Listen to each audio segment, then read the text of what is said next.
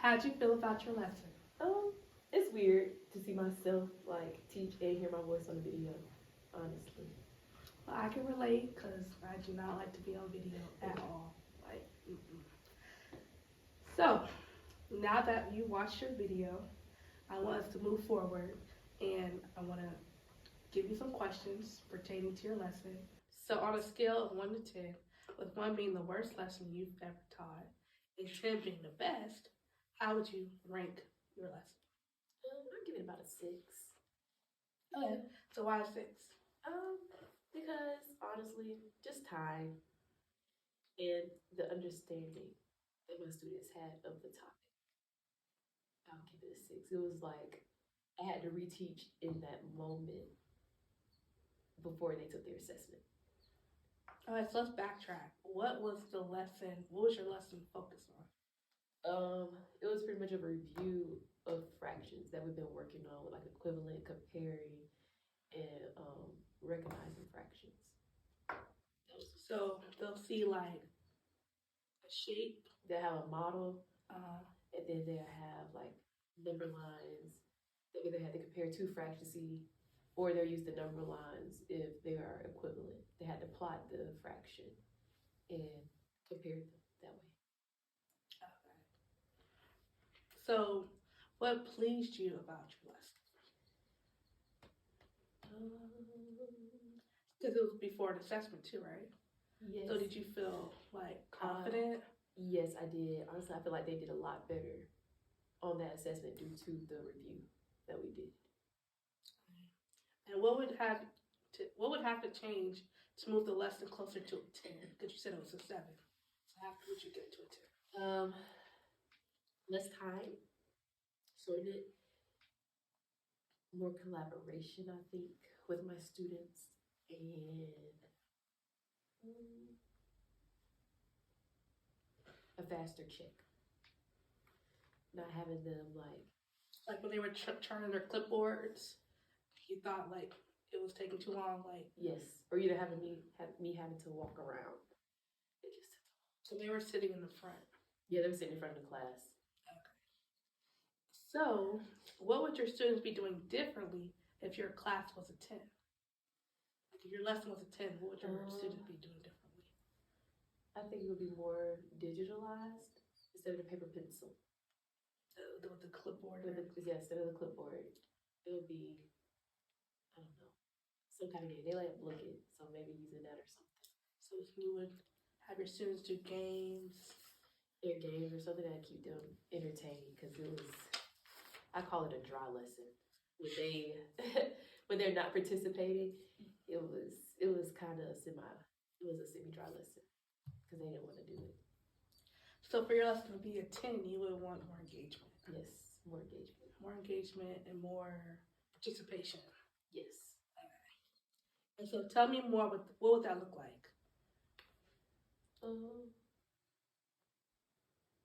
Maybe having the students like do a relay or something. Like having them be on teams and they like have to solve the problem. Whoever get it right first, they get to go back to get points. That kind of way.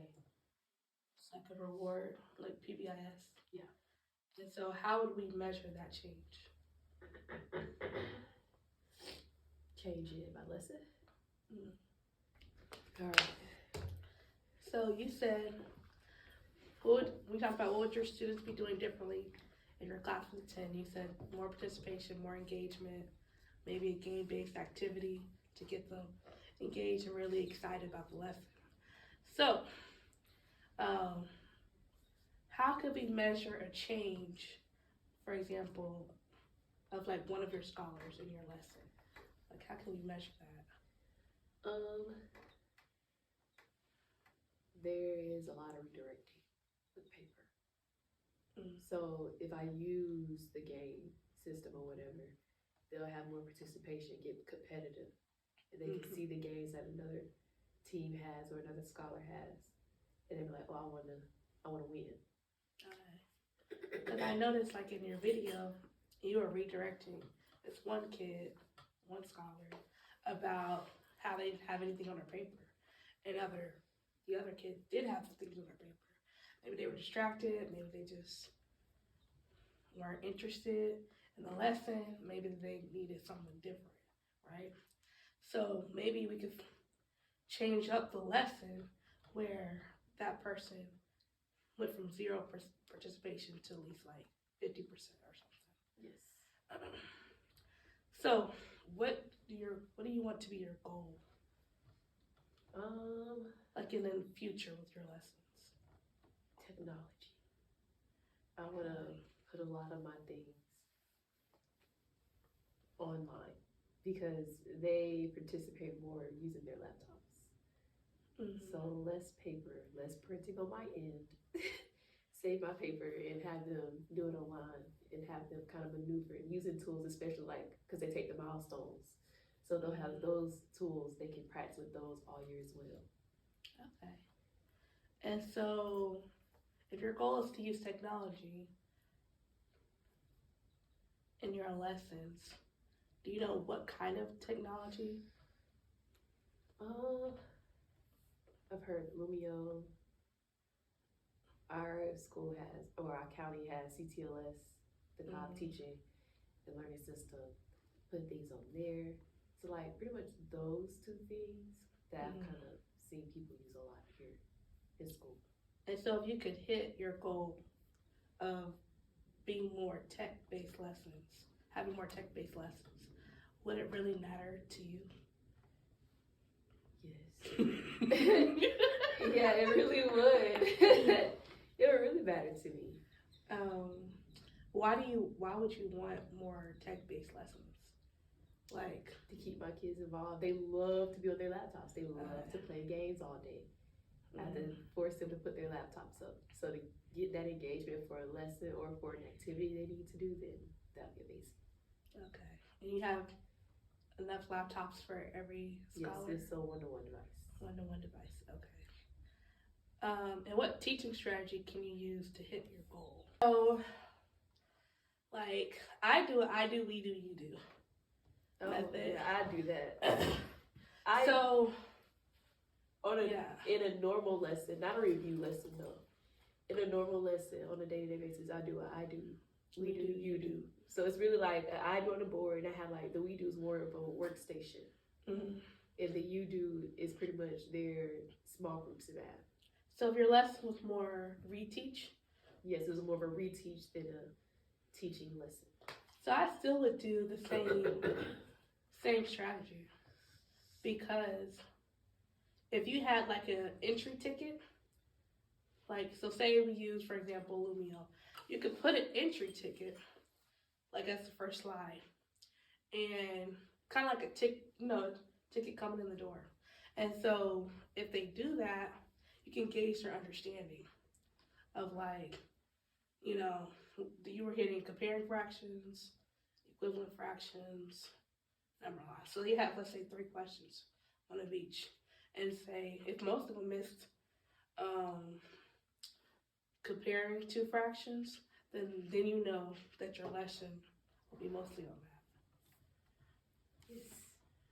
You can address the misconceptions. I mean, if a few people miss the other ones, you can still talk about it, but it wouldn't be as much as the comparing fractions. I will say I do exit tickets every day in my class for math, but the rigor is different with Cobb County stuff because the way they word questions is a little weird. So you have to, for them to practice, yes, you can give them practice like just in general, but I also have to like use their stuff in order to like. So like the terminology?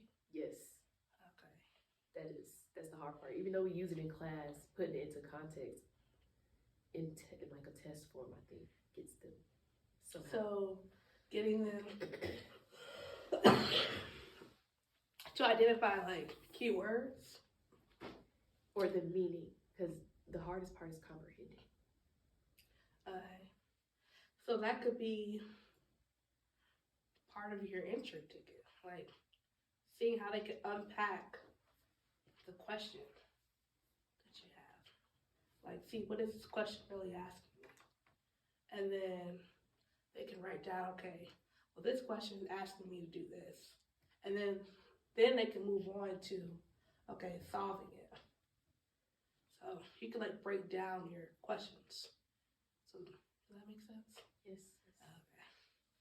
Okay. So after we incorporate, we said Lumio. Is that the one that you want to do? Yeah, we can do that. So after we incorporate that, the goal is to have more participation, more engagement. Then we'll talk about our next steps. So I'm going to show you Lumio. Have you seen it before? Yes. So how have you seen it? Um, Like in a training or? a teacher using it. Oh, like somebody on your team? Yes. Okay. So,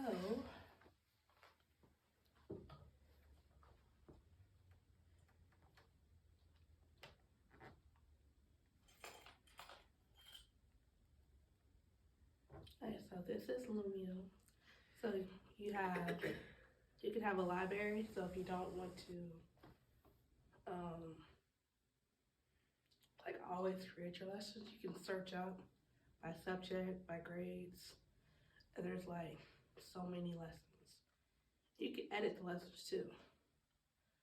You can also share your library with other people. And so, like, here's an example lesson that I did.